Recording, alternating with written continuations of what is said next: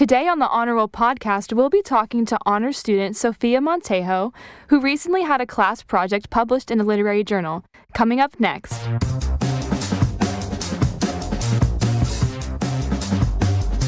Hey Honors Bulls, welcome to the Honor Roll podcast, the flagship podcast of the Judy Genshaft Honors College Podcast Network. I'm Caroline Merriman, a third-year honors student studying English at the University of South Florida. Today, my co-host Mridula Singh, who is a senior at the Honors College studying biomedical sciences. Would you like to introduce yourself, Mridula? Hi guys, I'm Mridula, and as Caroline said, I'm a senior here at USF and in the Honors College. And a little bit about me, I do photography, and my family's from India, but I'm as local as it gets to Tampa. And I have done a lot of things like photography, and I do a lot of painting, and I work with a lot of graphic design and dance. So, yeah. Yeah, that's really interesting that you're so involved with the arts, especially as a STEM major. So that actually wraps us into our question of the day. As we all know, publishing can be really, really scary. So would you ever publish any of your art? Yeah, I actually work with USF Sparks magazine, and I was a part of their e-board as the photography editor. So I was the one that did like the covers, and I was able to publish a lot of my photography as well as graphic design and written pieces. So I do think it is intimidating, but it is really cool.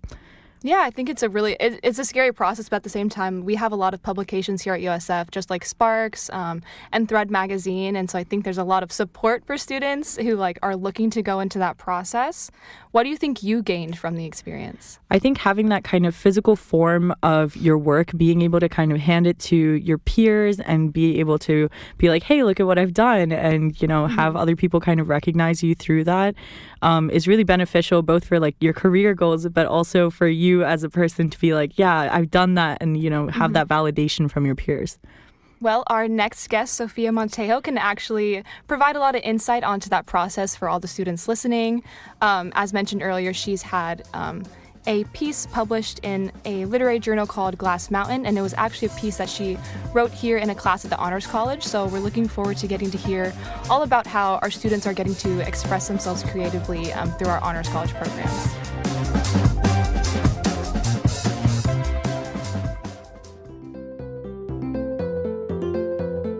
If we don't talk about climate change, we won't act to stop it.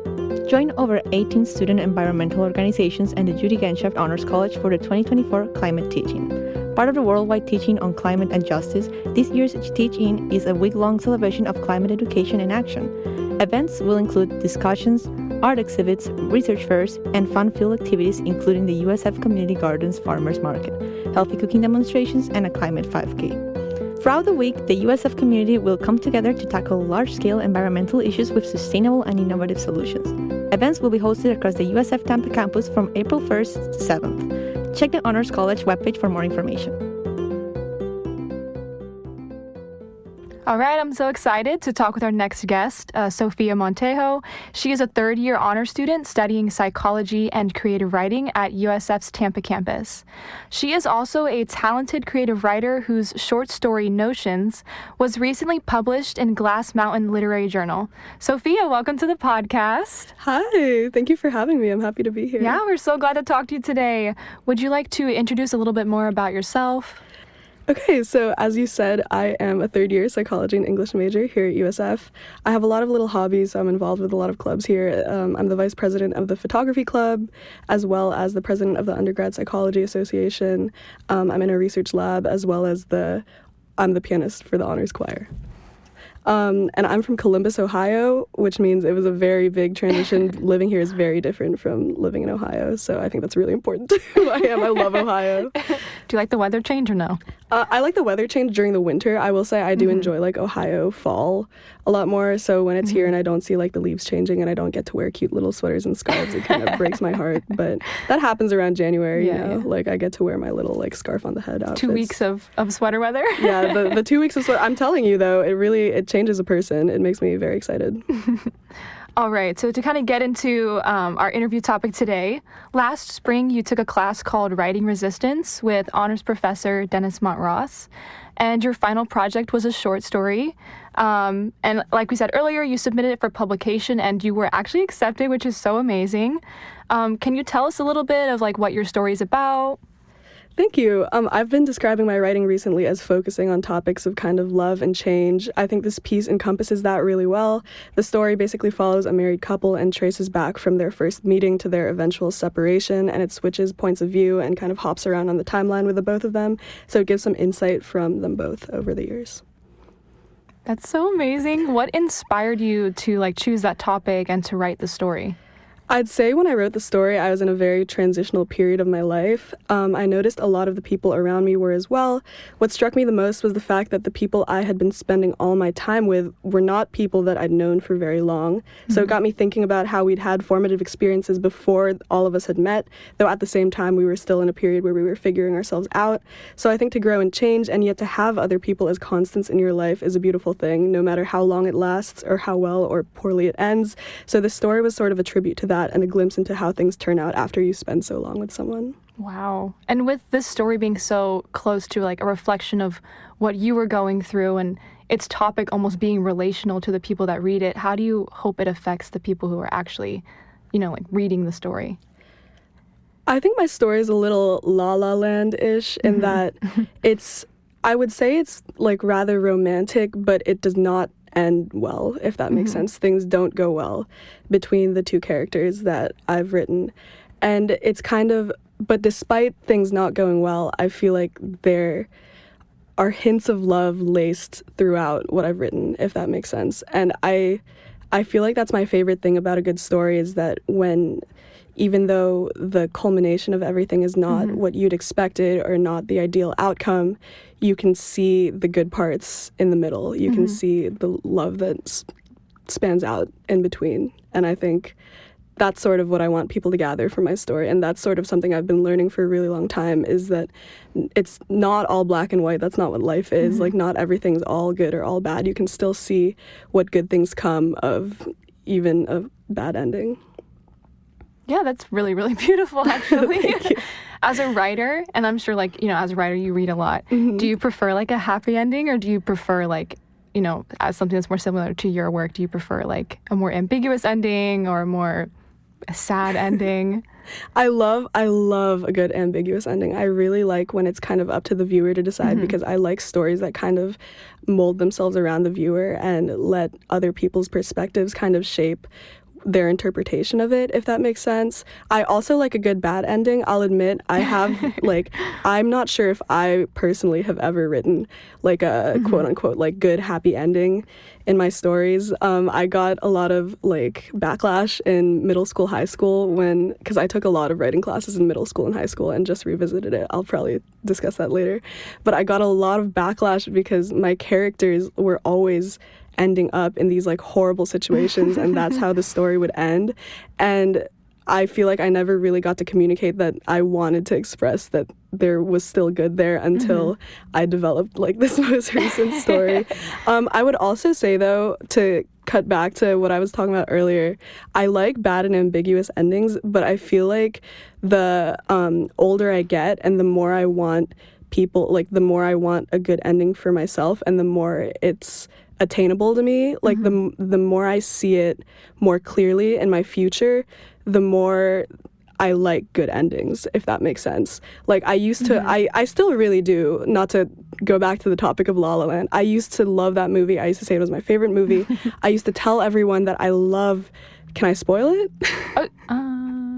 Disclaimer to all the viewers, if you have not seen La La Land, maybe just mute for a few minutes and then tap back in. I'll be vague, but they don't end up together in the end. I used to love that they don't end up together in the end, but I feel like now that the people that I surround myself with are genuinely people that I've really parsed out, spent all my time with, really understood who they are as people. I rewatched La La Land and I was like, I used to love this ending and now it's my worst fear, if that makes sense.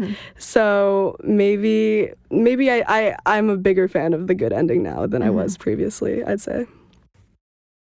Thinking back to what you said about how now you're searching for happy endings because you are seeking that out actively in your life. I think it's so crazy how our personal psyche or our mental state and our expectations and desires for our life directly reflects with how we consume art and how we perceive it and like what absolutely. we're looking to consume. Like, are you wanting escapism, or are you wanting like to like live in the harsh reality that you think is like, you know, what you're going through? So I made a strong connection with what you just said. Okay, so are there any creatives, it can be in any like form of art or media, who like really inspire your work?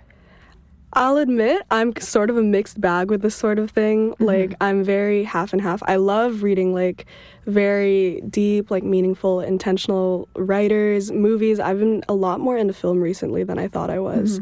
But at the same time, I really also love sitting down with like a really bad book and like, or like a really bad show and just like trudging through it. So I'll try and keep like the trash TV out of the conversation. But I do have a lot of. It's so good though. It is so good. It is so good. I'm like trying not to talk about Outer Banks right now, but I do read a lot of authors specifically that inspire me. I'm not sure if I'm pronouncing her name right, but Miko Kawakami does a really good job of this, like reflecting the good and the bad, being very close to reality while also like imagining these situations between her characters that are sort of not necessarily like flowery, but like beautiful, even if something terrible is going on, if that makes sense. I really like this sort of thing. This is sort of a controversial book as well, and I haven't read any other books by this author, but over the summer I read A Little Life for the first time. Yes, so viral. I know, so viral. I was like, I should finally get around to watching it, or reading it. I apologize.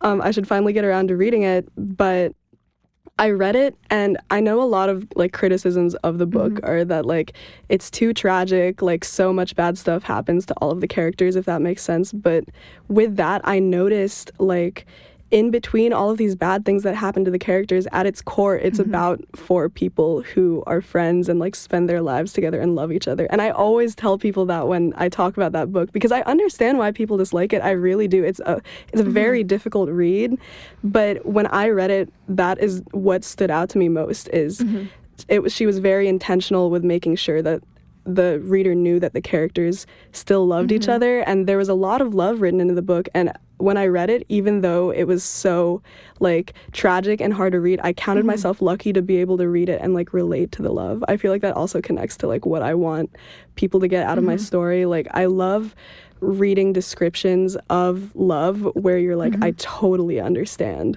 what's happening here. I also really like, I'm about to get on my soapbox, but if you know me, I love Studio Ghibli films. I love so good. Miyazaki So beautiful. so much. I got into them kind of late, like towards middle school, high school, but I've watched all of them at least twice in like release order, and I talk about this all the time, but I think Miyazaki in his films does a super good job of like bringing magic into the ordinary, like really making the small things stand out and making you realize how beautiful they are. So I would say those are a few of my inspirations for sure. Yeah, I think like his whole aesthetic is so beautiful, and it like reflects how reflective and meaningful his films are. Absolutely. And I think that's crazy how like he uses his aesthetic to mirror that, and like how as writers you can do that with like you can create an aesthetic via words as opposed to like the animation of the film, even though he's doing those things like in conjunction. Yeah, I've been thinking about that a lot because like I said, I've been getting into a lot of films lately. As an English major, it shocks me how many like movies I've had to watch for class. Yes. Most certainly, but I totally understand like this idea because personally I have a lot of trouble visualizing things. When that whole viral trend went around that was like, can you imagine an apple in your head? I cannot imagine the apple in my head. Yeah, I can. I've a lot of trouble like picturing images in my head. I have to try really, really hard to even like get something out. But I feel like that's why I grew up loving reading so much, is because these people that like can describe these things that I can't visualize, but like putting it into words so in so much detail so distinctly is something that really, really excites me. I feel like that tends to be why I'm such like a rambler. I think in words as like opposed to pictures, if that makes sense. And so to have watched so many movies, and to understand the contrasts like between how authors will describe things in their books and then how that is moved over to like the form and content of a film. I think that's so cool.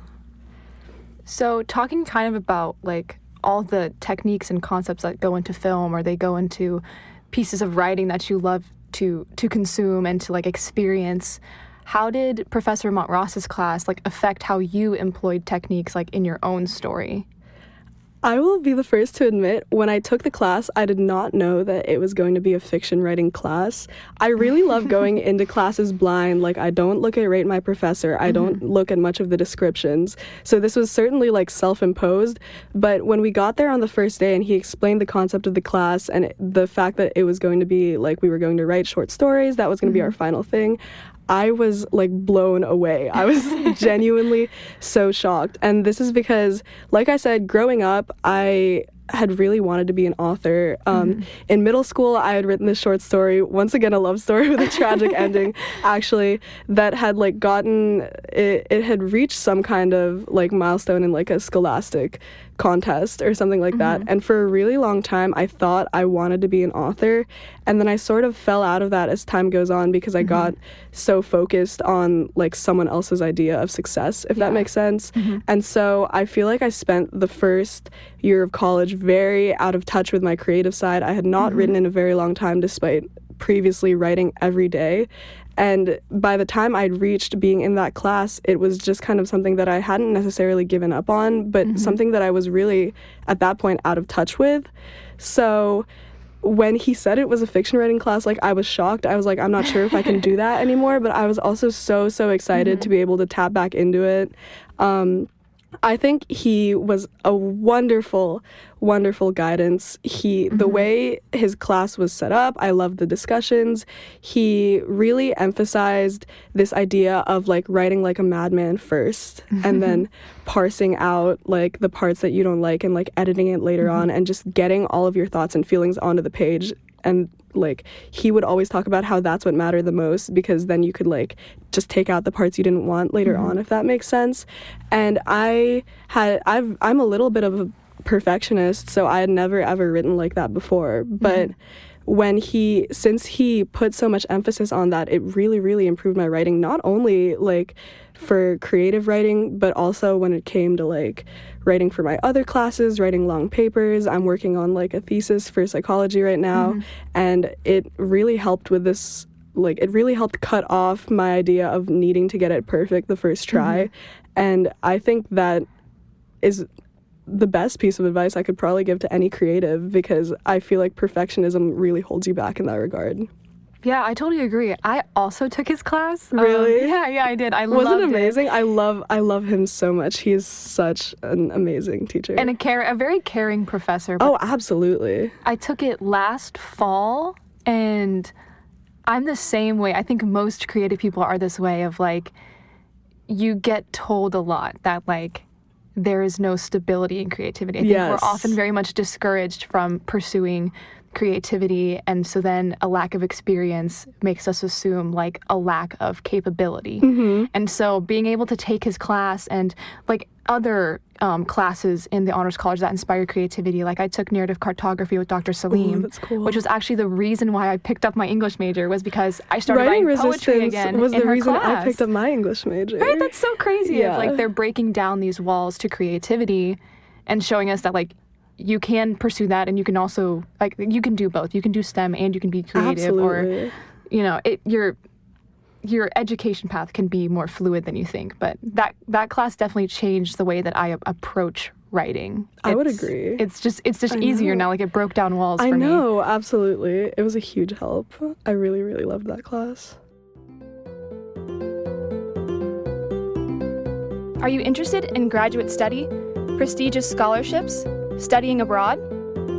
Serving all 3 USF campuses, the Office of National Scholars, ONS, mentors USF students for prestigious awards and scholarship programs focused on research, international education, graduate study, and intellectual development. If you're interested in applying for awards like Fulbright, Rhodes, or Marshall, don't wait.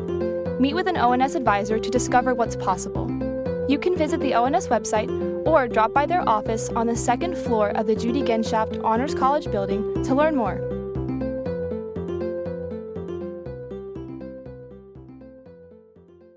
So in writing your story and getting to do the workshops with other students that are kind of embedded in the class, learning all the techniques from the book and reading all the pieces that Professor Montross chooses, somewhere in that process of writing your story, when did you realize oh, I want to submit this for publishing? When did that epiphany happen for you? I had actually never considered it, but after I submitted it for the final project, Professor Dennis actually reached out to me and he was like, I really love this story. I think if we could go further with this, we could edit it, we could get it published. That was a very it was a very shocking kind of thunderclap moment for me because I was like, oh wow, because it was a story that was very much made and created just all in my head. That's how I view a lot of the things I write creatively. It's it's all in my head. And so for him to make that connection, that's kind of oh, I loved this, I want other people to read this, I think other people could gather something from this.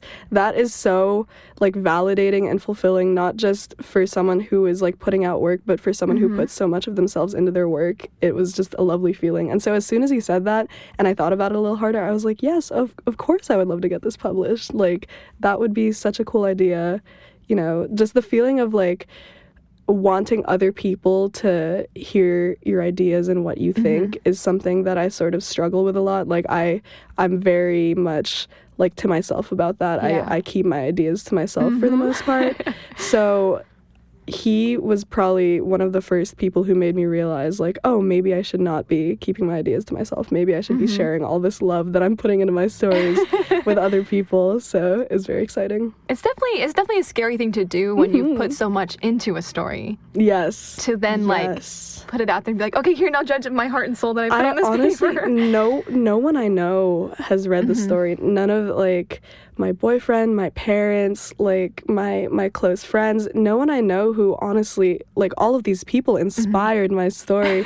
None of them have read it. They know that I was writing it. They know that it was my final project for the class. They even know it was published. And every time they ask to read it, I'm like, oh, you can go find it yourself.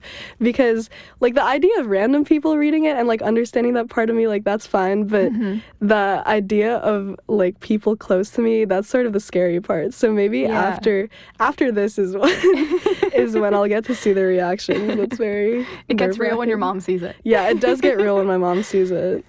So, I wonder how she'll feel. Was there anything unexpected about the publication process or any challenges?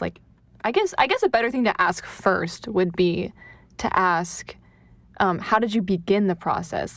Seeking out, who to send your story into, things like that. So first, after Dennis reached out to me and told me that he wanted to see if I could get my story published, we spent a lot of time sending it back and forth to each other and editing it and polishing it and making sure it was the best version of itself, if that makes sense. And then after that, he gave me a list of literary magazines that were open to accept pieces, and he told me to look through it and see which ones I liked, which ones matched my theme the most, and then I chose about 10 and I sent them out. I wasn't expecting it to be put out of my brain so easily, if that makes sense. Especially because, like I said, I'm in psychology. I want to go into research, into grad school, stuff like that. And so the process there of getting an article accepted for publication and putting an article into a journal is very, very different. There was a much longer waiting period with this, and not necessarily even a waiting period, just a silence period, if that makes sense, before they reached back out to me. And then I would definitely say I was shocked by how little I thought about it during this silent period. And then when they reached back out to me, I was like, oh, right, that story. So that was definitely what shocked me the most, because I thought I would be super stressed out about it, super anxious, super waiting on myself. But eventually, because the editing process and the writing process had been so, not necessarily easy, but I would say definitely well guided.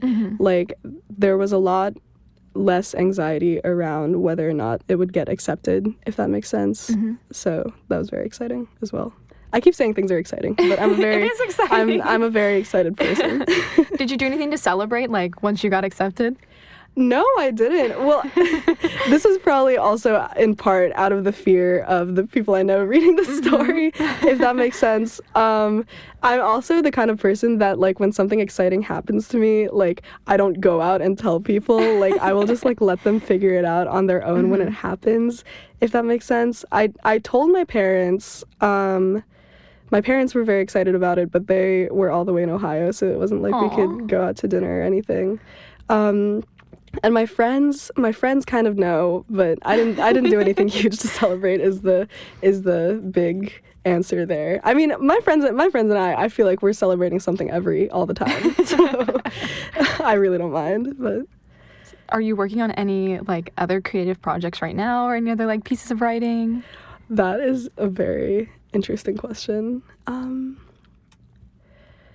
Well, as I said, after this class very much, like, sparked my love of writing and made me realize it was something I could continue with, if that makes sense. It made me realize it was something I never wanted to fall out of in the first place. So after taking this class, I picked up an English major, meaning right now I am in, like, the very preliminary stages of being an English major. Like, I'm in Form and Technique of Poetry 1. I'm in Form and Technique of Fiction 1. Who do you have for Form and Technique 1? Of poetry or fiction? Both, actually. Both. I have... Her name is Destiny for fiction. I'm not sure if she's new or not, but she's quite young, so I wouldn't be surprised. And then I'm not sure how to pronounce her first name, but I have Prentice for poetry. It's online, actually. Okay, this part does not have to be in the podcast. I'm just gonna complain. It is 6:30 to 9:15 on Mondays. Mine was the same time on Tuesdays. Really? But at least the great thing is that, like, it's such a fun class. That's true. That I'm like, if I have to take anything class at night, yeah, at least it's like I'm getting to look at poetry. Yeah, that's true. So that's cool. So, as I said... Anyways, sorry. So, I am taking Form and Technique of Poetry 1, Form and Technique of Fiction 1 right now, the very early classes of being a creative writing major. And so, for my fiction class, it is once again, I will be writing a short story as my final project. I have some ideas. I've been, like, throwing some ideas around, but not anything concrete right now, and we haven't even started, like, the outline or anything yet. Yeah. So, maybe I'll get back to you on that. And then for poetry, I've been writing some poems just for the class, but nothing crazy. Mostly the kind of poetry you keep to yourself. I will say though, in terms of short stories, I am definitely, like, even in that period of time where I had not been, like, actively writing, I love coming up with story ideas, and I sort of get very fixated.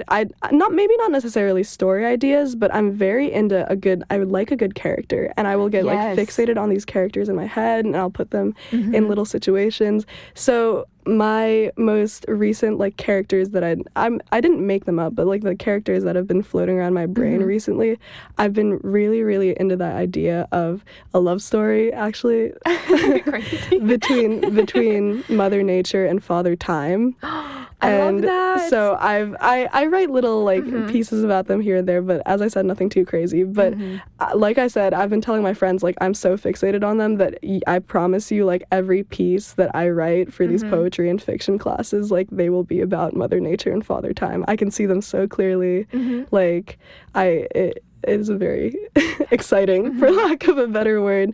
They're very, like, exciting characters to me, the way I've, like, laid them out in my head, especially. So maybe that will be what my next short story ends up being about. So cool. I love that. My latest character obsession is it's like a story about, like, a worm and a little girl and a goat man who end up in hell, and that's, like, wow, and how they journey back. So that's, like, my latest obsession right now. That is very cool. But it's cool. You just, like, make a story for, like, no reason, and it's so silly. I know, it's so silly. I really love, like, making up stories for no reason. That was also something that I've always done and never really, like, fell out of. My friends sometimes, or, like, my parents, my cousins would be like, "Oh, Soph, like, just tell me a story, just, like, make one up." And I'd, like, sit there in bed and, like, You're like, bet. yap. And I just love making that up. My friend actually actually recently, he got like an electric keyboard, and we spent some time a few months ago, like he would improvise on the electric keyboard and I would talk on top of it and like make up a story based on what he was playing. It was very fun. We have not done that in a very long time, and I want to reach out to him and be like, can we do that little thing again? It was so fun. It was very silly, but it's so much fun. So how has it been like, is this your first semester as an English major, with the English major? It's my second declared? semester. How has it been like embracing like, I guess, the STEM part of yourself with being in psychology, but then also like embracing like the creative side of yourself with being in English and being in those two majors at the same time? I think it's super fun. I think it's very helpful, to be completely honest, because I would consider myself a creative for sure. Like I said, like that is, I feel, the most prominent part of me to the general public, you know, like I do photography, I make jewelry, and that's really what I post about when I'm like on Instagram. That's what my friends know about me. I love doing little photo shoots, like making them things. They know I write and stuff like that. And yet, whenever my friends describe me, I feel like they still describe me as very like analytical, less creative minded, like more like logical, if that makes sense. And that's because like personally the career path I want to take, as I said, is research and psychology. I want to go into academia, I want a PhD, I want to eventually one day be a professor. And I'd realized recently, like as I get closer and closer to that career, that being able to tap into the creative side of you helps a lot with like coming up with research questions, coming up with new ideas, being able to read over something and like take something new from that. I didn't realize, like I said, until recently, how important that was, like to have that level of thinking in that field, which was a little naive on my part probably, but I mean, I'm learning it now. And especially this semester, I've been realizing that the creative side of me can really help with that. And I'd kept them so separate until very recently. And so having them sort of in conjunction with each other now has been a huge help in like how I speak, how I write in both fields. So I think I love people who very clearly like mesh those two sides of them together, because I had a lot of difficulty, like I said, meshing those two sides. I wanted to keep them separate for a very long time. And so to realize like the benefits that come with being yourself as a whole in every single part of your life, like I'm learning a lot about that, and I think that's something that I've grown to admire. Yeah, I think as like a multi-passionate individual, Absolutely, it's important to like carve spaces out in your life for everything, and whether one passion ends up becoming a career or becoming something you do on the side, like we're not meant to do one thing. And so absolutely, incorporating all those things, I think, makes you feel a lot more whole. Yes, exactly. And I feel like my friends and I are a lot like that. For example, I know a lot of people, well, maybe not a lot of people, just the most like prominent in my mind, the ones that stand out to me the most. For example, I'm sorry, my boyfriend is a psychology major, right? And he wants a similar track as me. Like he wants to go into clinical psychology. But I have never met anyone that has had such a prominent interest and passion in other things to the point where I was like, this is crazy that you are not a biology major.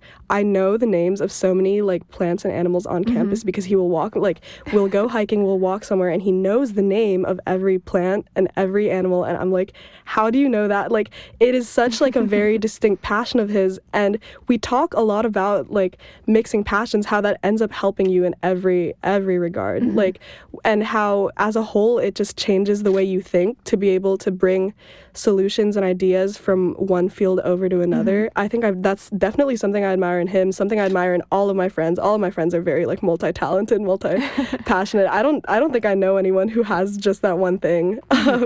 But I really do think it changes the way you think. It makes you, and being able, like I said, to really be a culmination of all of those things in everywhere you go. And as you grow and learn to develop those things, I think that is the coolest thing maybe ever. Those are my favorite kinds of people. To wrap up, what is one piece of advice that you would like to give to our fellow honors students?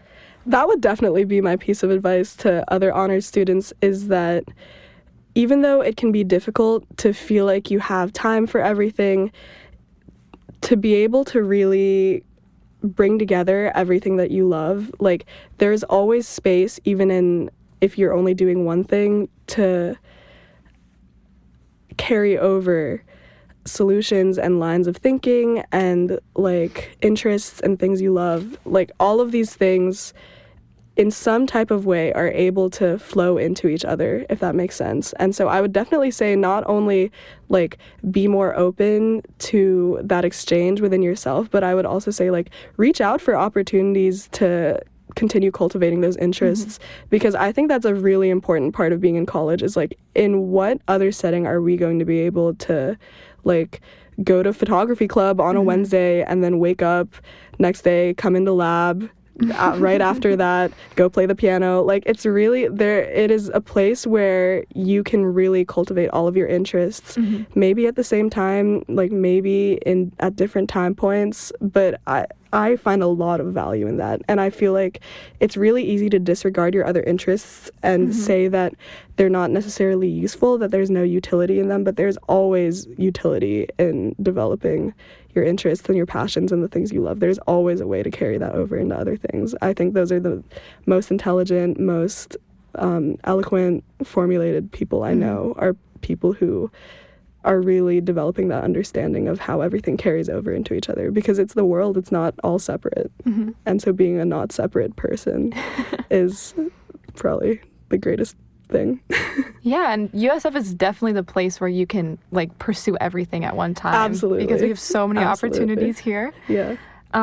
So any students who are looking to get any literary work or art pieces or anything published, you can actually submit to Thread Magazine. Yes, Thread Magazine. So keep them in your mind for any submissions you may want to make to be published in our school's magazine.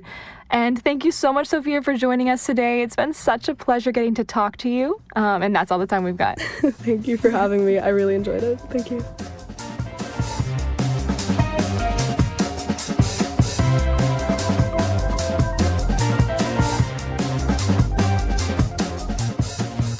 Thank you so much, Caroline. That was a very insightful interview, and what a great story to hear from Sophia.